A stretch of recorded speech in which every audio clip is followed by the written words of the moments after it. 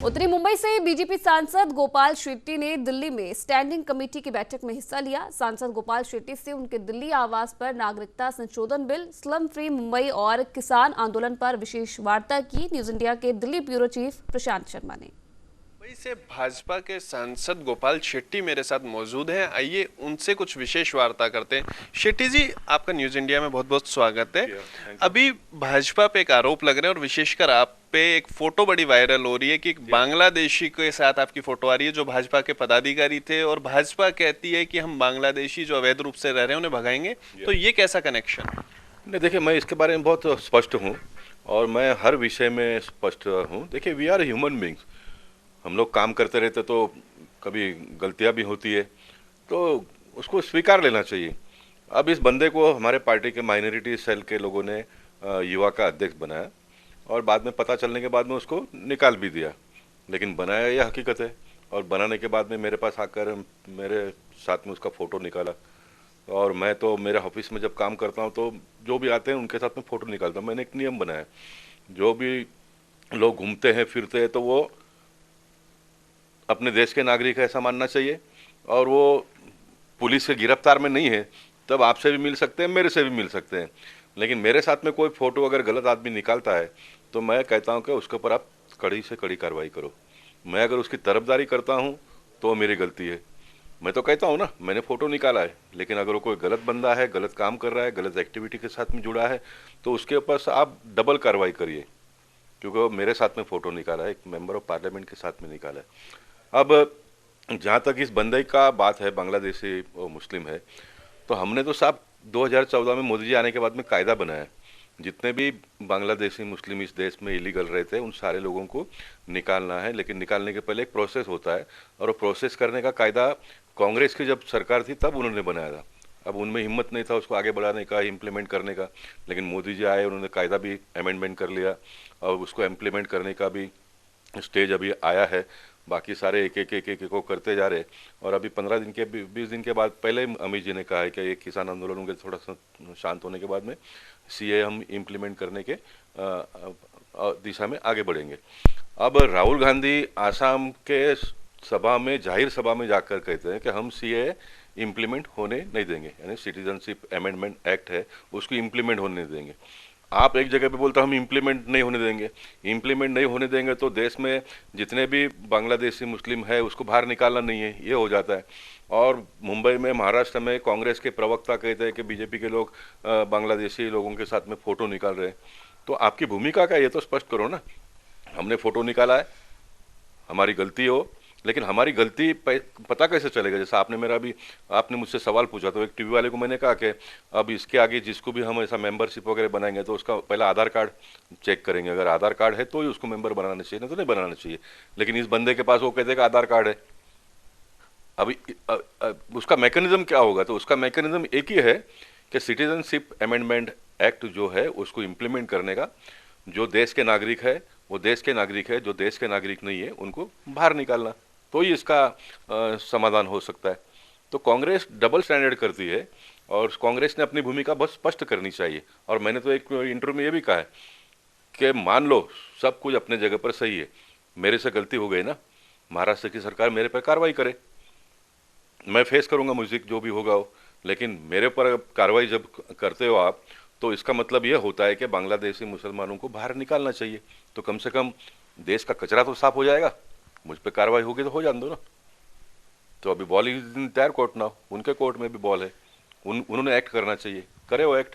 यानी कि आप कहते हैं कांग्रेस कार्रवाई करे, लेकिन एक स्पष्ट बताए कि नागरिकता संशोधन बिल पे उनकी रुख क्या रहे? रुख एकदम, अगर मुझ पे कार्रवाई करते हैं इसका मतलब है कि नागरिक संशोधन कायदा है वो अमल में आना चाहिए, जो हम कहते हैं। तो कम से कम इस बारे में सभी देश के सारे पॉलिटिकल पार्टी के लोगों का एक मत होना चाहिए। ये हमारा, ये किसी का भी सोच हो सकता है, क्योंकि आप अपने देश के नागरिक अपने देश में रहना चाहिए। सबका अपना एक देश है ना सबके लिए। तो हमारे देश में अन्य नागरिक कैसे आकर रह सकते हैं? मैंने धर्मशाला हो गया। इसलिए सिटीजनशिप का तो कायदा तो होना ही चाहिए। अच्छा, ये तो बात हुई सिटीजनशिप की, लेकिन आपको नहीं लगता कहीं ना कहीं नेता एक सबसे मजबूर प्राणी है इस देश का कि जिसके साथ कोई भी फोटो खिंचाए उसे खिंचानी पड़ती है? क्योंकि कहीं ना कहीं कोई एक ऐसा दबाव होता है जनता का कि उसे फोटो खिंचानी पड़ती है और उस चक्कर में कहीं ना कहीं अपराधी भी फोटो खिंचा ले जाते हैं। हिस्से है ना, बहुत सारे अपराधियों का भी फोटो निकला है। इसलिए मैं कहता हूँ कि देखिए, हम जब चुनाव में जाते हैं वोट मांगने के लिए, तो हम तो जो भी बंदा दिखता है उसको नमस्कार करते हैं, वोट मांगते हैं ना, उसका सर्टिफिकेट थोड़ा पूछते हैं, उसका सर्टिफिकेट तो नहीं पूछते ना। तो क्योंकि वो अपना देश का नागरिक है ना, इसलिए तो वो मेरे सामने खड़ा है।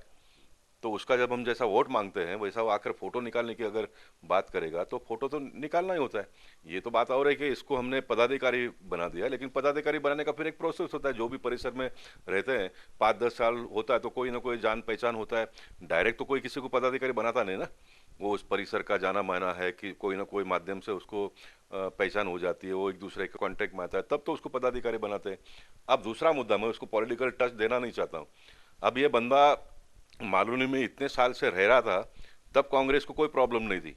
जैसे वो भारतीय जनता पार्टी का पदाधिकारी बन गया तो ये प्रॉब्लम खड़ा हो गया। तो मैं तो चाहता हूं कि मजाक में मैंने कहा कि इस प्रकार के जितने भी लोग हैं उनको पदाधिकारी बना देना चाहिए, तो कांग्रेस के लोग कम से कम बताएंगे बांग्लादेशी है करके, तो पुलिस को ज्यादा परेशानी नहीं होगी।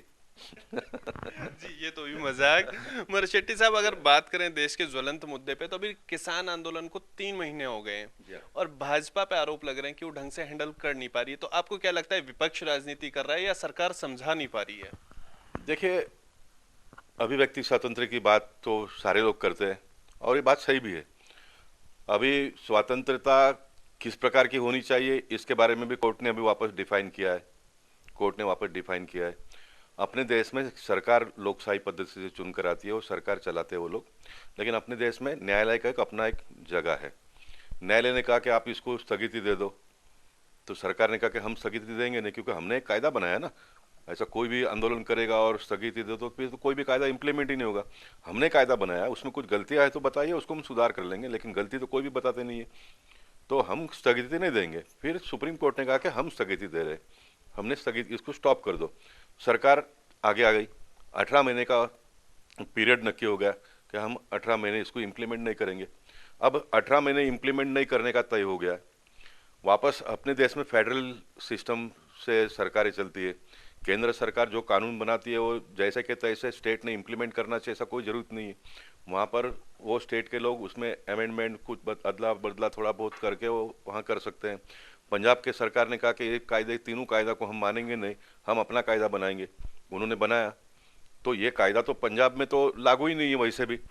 तो आप आंदोलन किस बात का कर रहे हो?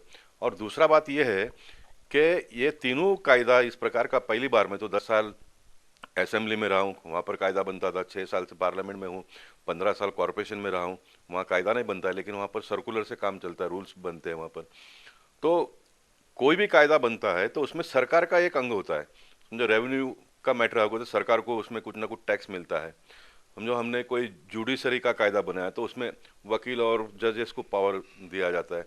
क्रिमिनल लॉ बनाया तो उसमें पुलिस को थोड़ा ज़्यादा पावर मिलता है। हमने समझो कोई आरटीओ के बारे में कायदा बनाया तो उसमें आरटीओ पुलिस को कायदा मिलता है, गाड़ी चलाने वाले को थोड़ी परेशानी होती है। लेकिन एक बिल ऐसा है जिसमें तीनों के तीनों कायदे में किसानों का ही भला है। एक में भी सरकार को 1 रुपए का रेवेन्यू मिलता नहीं है। तीनों बिल में किसानों का कोई नुकसान नहीं है।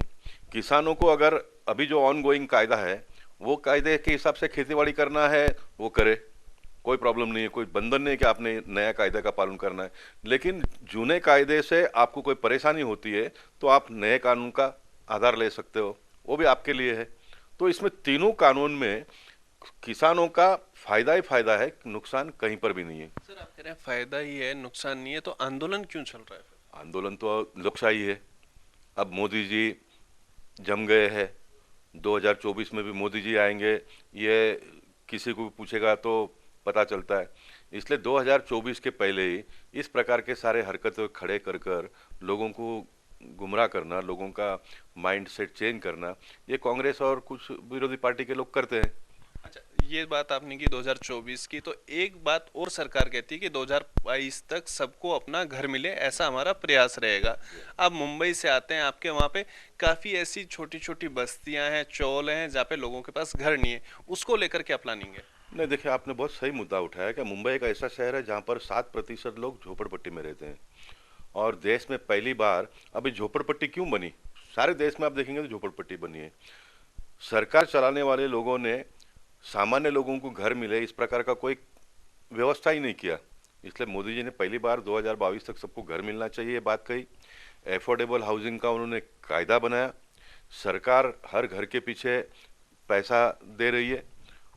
इंडिविजुअल घर जो एक एक घर बनता है उसके लिए तो पैसा सरकार दे रही है, और इन क्रोर्स बनाकर लोगों को दे भी दिया।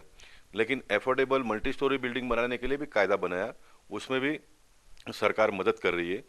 और मुंबई एक शहर है, इसलिए एफोर्डेबल हाउसिंग का स्कीम और ऑलरेडी एसआरए स्कीम वहाँ पर चल रहा है, इसलिए ये वहाँ पर बहुत तेज़ी से अभी आया नहीं है। लेकिन एसआरए में भी एफोर्डेबल हाउसिंग का कानून आने के बाद में बहुत सारे बदलाव आए। ईज ऑफ डूइंग बिजनेस के माध्यम से प्लान फटाफट पास हो, घर जल्दी बने, इस प्रकार की सारी व्यवस्था हुई है। लेकिन मेरा पूरा जीवन के 55 साल झोपड़पट्टी में गया, इसलिए मैं तो इसका पीएचडी किया हूँ, ये कहूँगा तो भी कोई इसमें अतिशयोक्ति नहीं होगी। लेकिन मुंबई में झोपड़पट्टी में रहने वाले लोगों की हालत बहुत ही दयनीय है, क्योंकि 150 फुट के 200 फुट के घर में मई महीने में जब 40-45 डिग्री टेम्परेचर का गर्मी होता है तो तब कैसा रहा जाता है, ये मैंने खुद सहा है। इसलिए मेरी एक कोशिश हमेशा है कि एसआरए के माध्यम से लोगों को जल्दी से जल्दी घर मिले। लेकिन एसआरए में एक बहुत बड़ा दिक्कत यह है कि जो झोपड़पट्टी में लोग रहते हैं वहाँ उनका एक नेता, उसको पैसा चाहिए, वहाँ पॉलिटिकल लोगों का इन्वॉल्वमेंट भी उतना ही है। फिर ऑफिसर के पास जाते हैं तो जूनियर इंजीनियर से लेकर चीफ इंजीनियर तक सबको ये सारा एक सिस्टम डेवलप हुआ है। उसके बाद में मंत्री से लेकर सब लोग, जब तक आप गरीब को फास्ट घर मिले, इस प्रकार का एक मेंटल सेटअप सब लोग मिलकर नहीं करते हैं, तब तक मैंने अभी घोषणा इस प्रकार की स्लम फ्री मुंबई, सरकार ने एक 10 साल में मुंबई का सारा झोपड़पट्टी हम क्लियर करके लोगों को अच्छा मकान में भेजेंगे, इस प्रकार का एक टारगेट लेकर चलना चाहिए। जैसे मोदी जी ने टारगेट ले लिया, सारे गरीब लोगों को मैं गैस का कनेक्शन दूंगा तो दे दिया, हर घर में जल की व्यवस्था की बात करते तो उन्हें किया। स्वच्छ भारत के माध्यम से आप देखेंगे तो कुछ साल के पहले घर से माँ अपने बच्चे को लेके जाती थी, रोड पर बिठाती थी, यानी एक फैशन जैसा ही हो गया था, यानी रास्ते पर बिठाना एक फैशन जैसा हो गया था। लेकिन आज आप पूरे देश में कहीं भी देखेंगे तो रास्ते पर कोई बच्चा टॉयलेट करता है, इस प्रकार का दृश्य आपको देखने के लिए मिलेगा। मतलब 6 साल में इतना बड़ा क्रांति लाना ये एक बहुत बड़ी उपलब्धि है। इसलिए मुंबई शहर के स्लम के बारे में भी स्लम फ्री मुंबई का घोषणा देकर एक 10 साल में हम सारे स्लम के लोगों को घर दे देंगे, इस प्रकार का एक मानसिकता सभी पॉलिटिकल पार्टी के लोगों ने विकसित करना चाहिए। आज मेरी पार्टी की वहाँ पर सरकार नहीं है, लेकिन जो सरकार है वो मेरी है ना, सरकार तो अपनी है, देश के लोग ही चलाते हैं। तो सरकार किसी की भी हो, लेकिन झोपड़पट्टी के व्यक्ति को घर मिलना चाहिए, ये मानसिकता सभी लोगों ने मिलकर बनाना चाहिए। और सरकार जो भी काम करती है तो उसमें सहयोग देना चाहिए, तो फास्ट ट्रैक पर काम आगे बढ़ेगा और लोगों को घर मिलेगा। ये थे मुंबई के सांसद गोपाल शेट्टी, जो कह रहे हैं स्लम फ्री मुंबई बनाने के लिए सभी पॉलिटिकल पार्टियों को एक होना होगा, तभी मुंबई स्लम फ्री हो सकती है। वहीं इनका कहना था कि किसान आंदोलन सिर्फ 2024 में दोबारा मोदी सरकार ना बने उसको रोकने के लिए बनाई गई एक रणनीति है। वह मुंबई में जो भाजपा का एक पदाधिकारी बांग्लादेशी नागरिक मिला है, उस मामले में भी इनको का कहना है कि नागरिकता संशोधन बिल पे पहले कांग्रेस अपना स्टैंड तय करे, उसके बाद भाजपा पे आरोप लगाए। प्रशांत शर्मा, न्यूज़ इंडिया, दिल्ली।